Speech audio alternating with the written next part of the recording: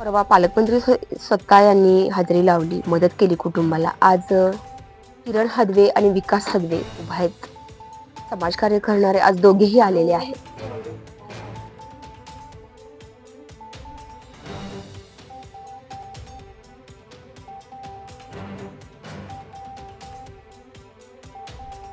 माणसाचा एक माणुसकी धर्म म्हणून आज ह्या महिला भगिनी आणि हे बंधू इथे आलेले आहेत. खरं तर मॅडम म्हणत होत्या की बातमी नको करायला. मॅडम आज त्यांच्यावर ही परिस्थिती कोसळली, आज त्यांच्यावर नीतीने घाला घातलाय की राग व्यक्त केलाय काहीच माहित नाही. परंतु मॅडम हे नको करायला, आम्हाला शो ऑफ करायचं नाहीये, आम्हाला ही बातमी करायची नाही. पण मी त्यांना म्हणलं नाहीये, रूपाताई तुमचा आदर्श घेऊन इतरही यांना मदत करतील हा सतर्क इंडियाचा आज भाग आहे. आज या पीडित कुटुंबाला त्रास देण्याचा उद्देश नाहीये. नमस्कार. मी आज कोण मोठी व्यक्ती म्हणून इथं आलेली नाहीये. एखादा माणूस परिस्थितीच्या कचाट्यात सापडला असता, एक माणूस म्हणून माझं मत आहे की त्याच्या त्या परिस्थितीचा कुठं शो ऑफ किंवा कुठंतरी आपण खारीचा वाटा उचलतो ते देखावा म्हणून दाखवणं गरजेचं नाही.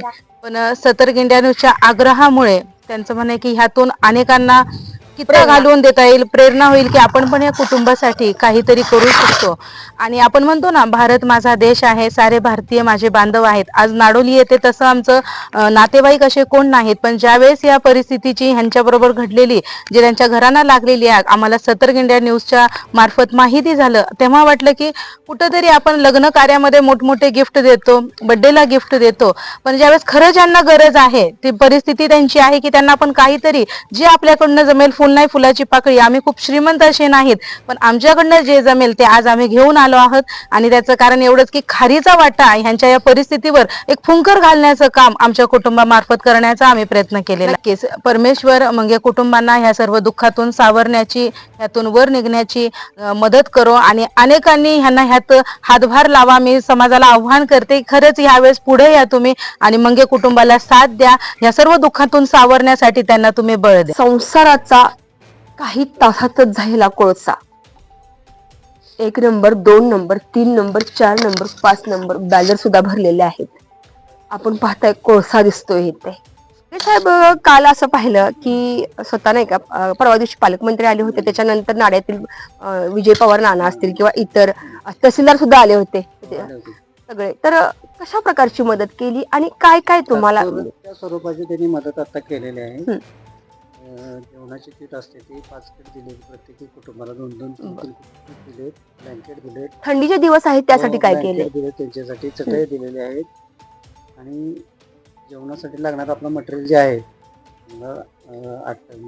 चपातीसाठी असणारा किंवा साखर, तेल, तांदूळ, ते सर्व किट होते, ते सर्व किट दिलेले आहेत. प्रत्येकी 3-3 किट दिलेले आहेत. योगी संसार उपयोगी लागणारे आता सगळ्याला लागणारे ते अत्यावश्यक सगळं वस्तू त्यांनी दिलेलं आहे. आभार मानायला एकदा त्यांचे आभार तर मानलेलेच आहे त्या दिवशी, आता सुद्धा त्यांचे आभार मान म्हणजे कुटुंबाला. आता ह्यातून सावरण्याचा प्रयत्न कसा करेल काय सांगणार? बघूया काय केंद्र सरकार शासनामार्फत काहीतरी मदत करतो म्हणजे साहेब, मुख्यमंत्री सहाय्यता निधीतून प्रयत्न करायचे तेव्हा करतो म्हणजे. आधार वाटतोय तुम्हाला? आधार आहे की, दिलाय चांगला आधार दिलाय, चांगला दिलाय. माझ्याही बरोबर रडत होता, थोडस रडणं थांबलं का? थांबलं भावाचा संसाराचं कोळसे राहिले पाहून मी दिवसभर रडत होता, तुमच्या बोलण्याची पण ही नव्हती. आता कशी आहे कंडिशन? आता त्यांनी आधार दिला, आम्हाला बरं वाटत.